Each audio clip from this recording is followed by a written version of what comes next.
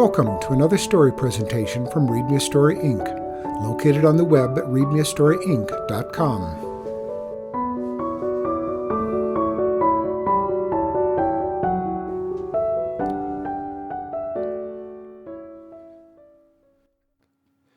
Kotoshi the Dragon Doctor by Phillis Gershator.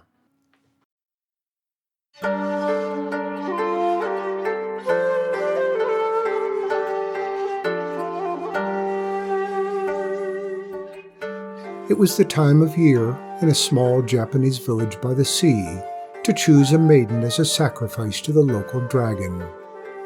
The dragon lived in a cave in the sea cliffs. If the villagers did not offer it a maiden every year, it got angry and churned around violently in the sea. It thrashed its long, scaly tail this way and that until the waves rose so high that the shore flooded and the boats at sea capsized. So many people drowned in the floods and storms that sacrificing a single maiden seemed a small price to pay for the lives of all the other villagers and sailors.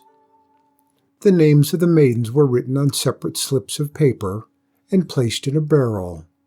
The one slip was selected by a village elder. Kotoshi's name was chosen this year. Her parents wept, but what could they do? "I will not go meekly," Kotoshi told them.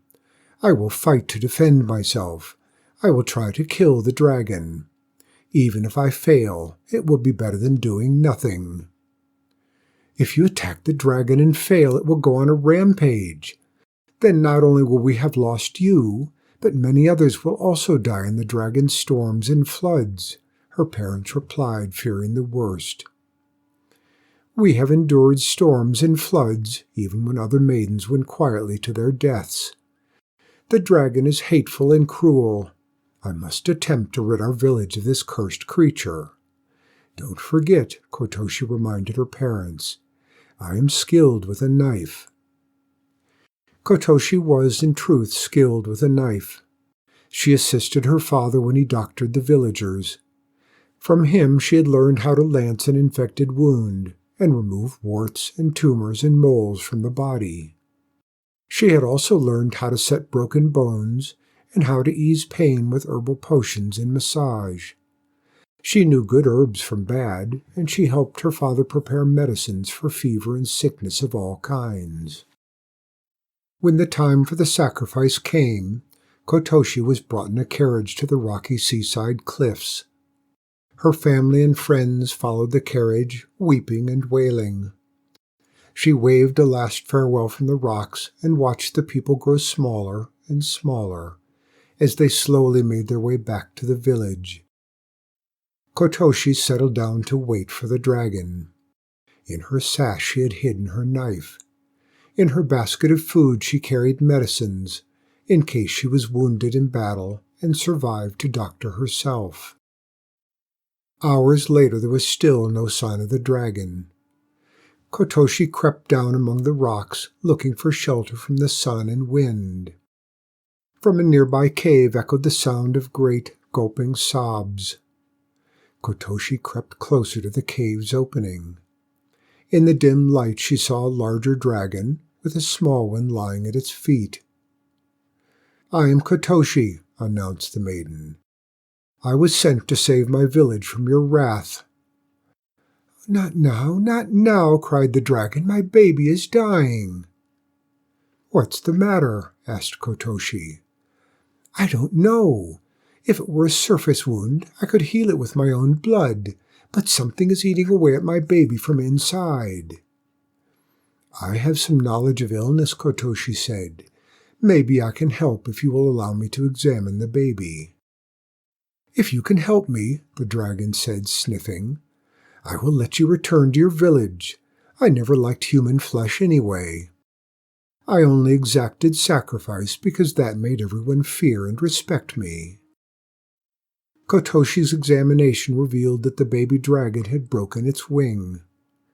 The break had not healed properly, and the wing was swollen and infected. "I will have to pierce the infected area to release the poisons trapped inside," she told the mother dragon.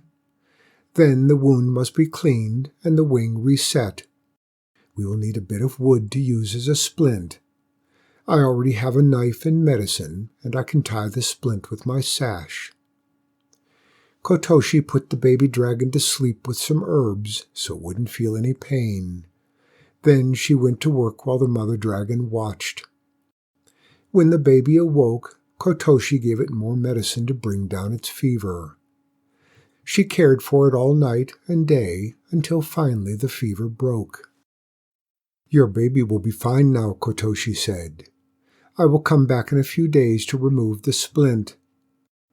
"No, you cannot go," said the mother dragon. "How do I know you will return?" "But I will starve here," protested Kotoshi. "I will bring you food, the same food we eat, seaweed and fish."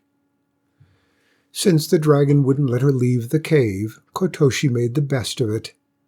She talked to the dragon about life in the village and explained that the people were poor and depended on the sea for their meager livelihood.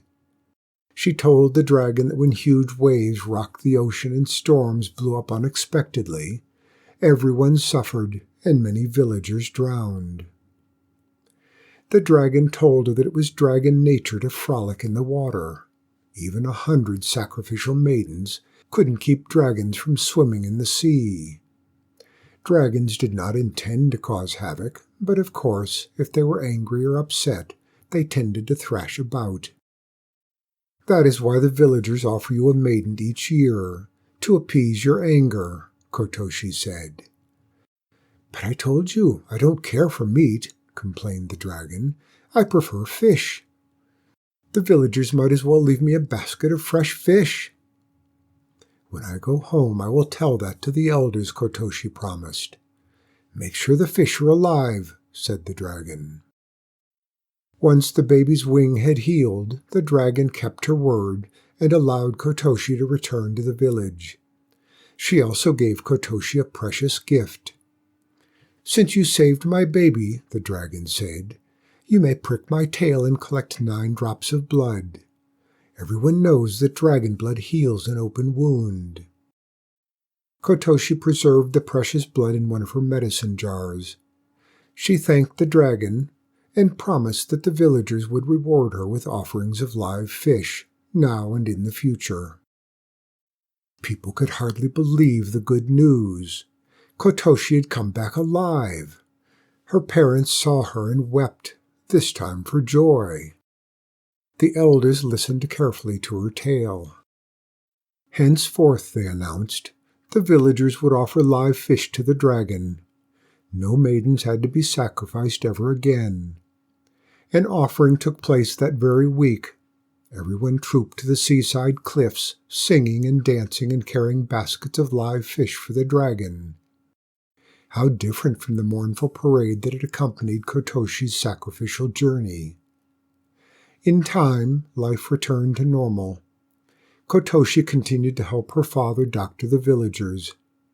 If a patient's wound would not heal, she used a drop of the precious dragon blood, and the wound healed instantly, as if by magic.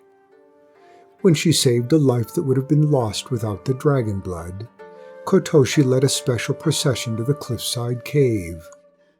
The villagers left mountains of fish there for the dragon and her baby.